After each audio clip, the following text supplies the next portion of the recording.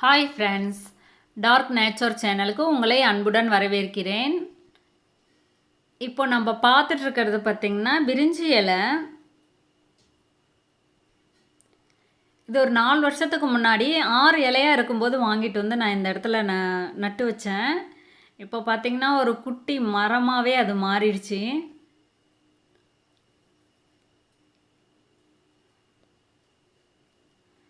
இலைகள் வேணும் வேணான்ற அளவுக்கு நிறைய இருக்குது. ஒரு புரோட்டன் செடி மாதிரி இருக்கும் தூரம் நின்று பார்க்கும் பொழுது. இந்த கிளைகளை பாருங்கள் எவ்வளோ வலுவாக இருக்குன்ட்டு. இது மரம் மாதிரி தான் நல்லா வலுவாக இருக்குது, டக்குன்னு உடையாது.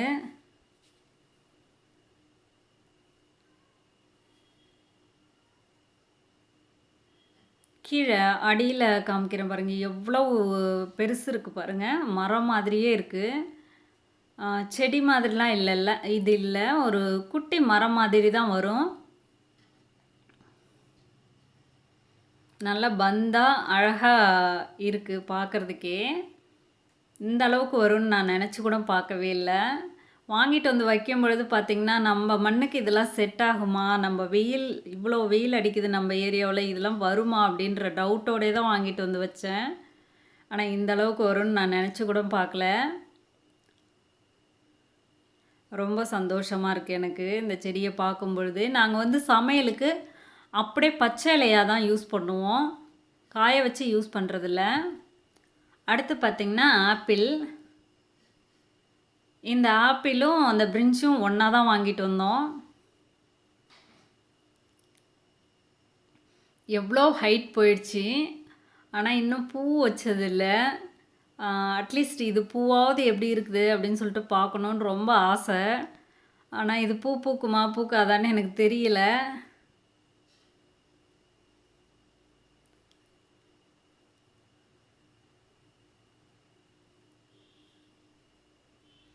இதனுடைய கொழுந்து பாருங்கள் இப்படி தான் துளிர் விடுது.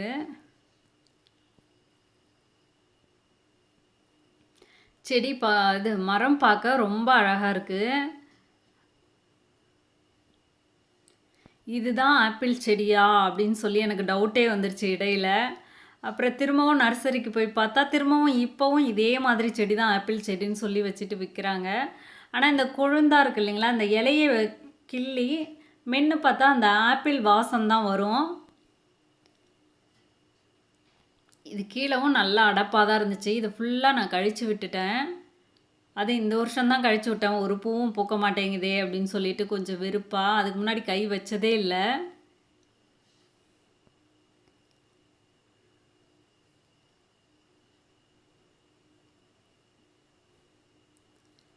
இது வச்சு 4 வருஷம் ஆயிடுச்சு. இன்னும் எத்தனை வருஷம் கழித்து காய் வைக்கும் பூ வைக்கும்னு தெரியலை. சரி ஏதோ அழகுக்காவது இருக்கட்டும், நம்ம வீட்லேயும் ஒரு ஆப்பிள் செடி இருக்குது அப்படின்னு சொல்லிட்டாவது இருக்கட்டும் அப்படின்றதுக்கோசரம் அப்படியே விட்டாச்சு.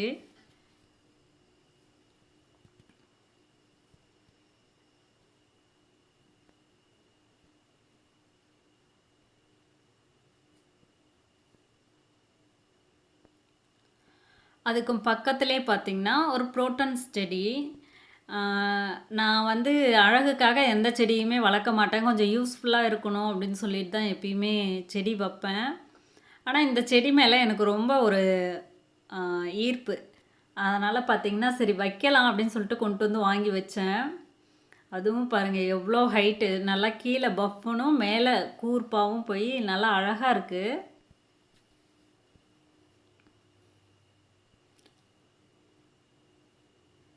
இதை பார்த்திங்கன்னா வீட்டுக்கு முன்னாடி தான் நான் வச்சுருந்தேன். ஆனால் அப்போ எங்ககிட்ட ஒரு நாய் இருந்துச்சு. அது இந்த செடியை பார்த்தாலே போய் நோண்டி நோண்டி போட்டுரும். அதனால் கொண்டு வந்து தான் இந்த சைடு வைக்க வேண்டியதாகிடுச்சு. இது இப்போலாம் பார்த்திங்கன்னா பூலையும் வச்சு கட்டுறாங்க கடைகளில். இப்போது நம்ம பார்க்குறது பிரம்ம கமலம், தெய்வீக செடி. இதை நான் ரொம்ப பொறுப்பாக பார்த்துக்கிறேன்ற பேரில் ரொம்ப நாஸ்தி பண்ணி வச்சுருக்கேன். உடச்சி வச்சுட்டேன், வேறு ஒன்றும் இல்லை. ஆனால் உடச்சி வச்சாலும் பாருங்கள் பக்கத்தில் நட்டு வச்சு அந்த துளிர் வருது. அதுக்கு பக்கத்தில் பாருங்கள் குளவி கூடு கட்டியிருக்கு மண்ணுக்குள்ளே. அதுக்குள்ளே ஒன்று இருக்குது, வரலாமா வேண்டாமா வெளியில் அப்படின்னு யோசிச்சிட்ருக்கு. அந்த உடச்ச குச்சை எடுத்து அப்படியே பக்கத்தில் சொருகி விட்டேன். அது நல்ல துளிர் வந்திருக்கு. கீழே ஒன்று மேலே ஒன்று 2 துளிர் வந்திருக்கு. அப்பாடின்னு அதுக்கப்புறம் தான் கொஞ்சம் மூச்சே வந்துச்சு எனக்கு. ரொம்ப ஃபீல் பண்ண ஆரம்பிச்சிட்டேன் நான். இந்த செடியை ஏண்டாப்பா வாங்கணுன்ற அளவுக்கு எனக்கு ஃபீல் ஆயிடுச்சு. ஒரு பக்கம் ஆடு கடிச்சு போட்டுருச்சு ஒரு டைம் வந்து. கடித்து சாப்பிடலை, அப்படியே கீழே போட்டுருச்சு. இலையையும் எடுத்து நான் பக்கத்துலேயே தான் அப்படியே ஊனி வச்சுருக்கேன். ஒரு சின்ன இலை தான். இன்னும் 2 ஊனி வச்சேன். அதெல்லாம் பார்த்திங்கன்னா சருகாக மாறிடுச்சு. ஒன்று மட்டும் இன்னும் பார்த்திங்கன்னா அப்படியே இருக்குது. இப்போ வந்து இந்த துணியை நம்ம அவுத்தரலாம். திரும்பவும் ஏதாவது காற்றடிச்சதுன்னா திரும்பவும் பார்த்திங்கன்னா செடிக்கு தான் பாதிப்பு.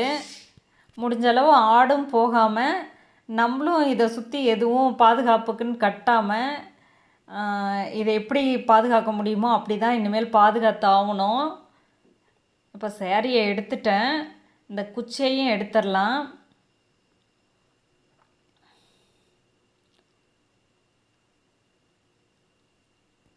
அடுத்து பார்த்திங்கன்னா இந்த மிளகா செடியையும் எடுத்துடலாம். இது வந்து பஜ்ஜி மிளகா பழுத்து இருந்துச்சு. சரி, அதை கொண்டு வந்து இதில் போட்டு விட்டுருந்தேன். இது நல்லா வளர்ந்து வந்திருக்கு. சரி, எடுத்து இனிமேல் வேறு இடத்துல நட்டு விட்டுறலாம். நம்மளுடைய பிரம்ம கமலம் வந்து இனிமேல் எந்த டிஸ்டர்பும் இல்லாமல் கொஞ்சம் ஃப்ரீயாக இருக்கட்டும். ஏன்னா மழை காலம்தான். இப்போ வந்து நம்ம ரொம்ப பாதுகாக்க தேவையில்லை. வெயிலும் அவ்வளோ இதாக வராது. கொஞ்சம் சிலுசிலுன்னு தான் இருக்கும். நான் சொன்னேன் இல்லைங்களா, ஆடு கடிச்சு போட்டுருச்சுன்னு, அந்த இலை தான் அது. இன்னும் காயவும் இல்லை, ஆனால் துளிரும் விடலை, அப்படியே இருக்குது.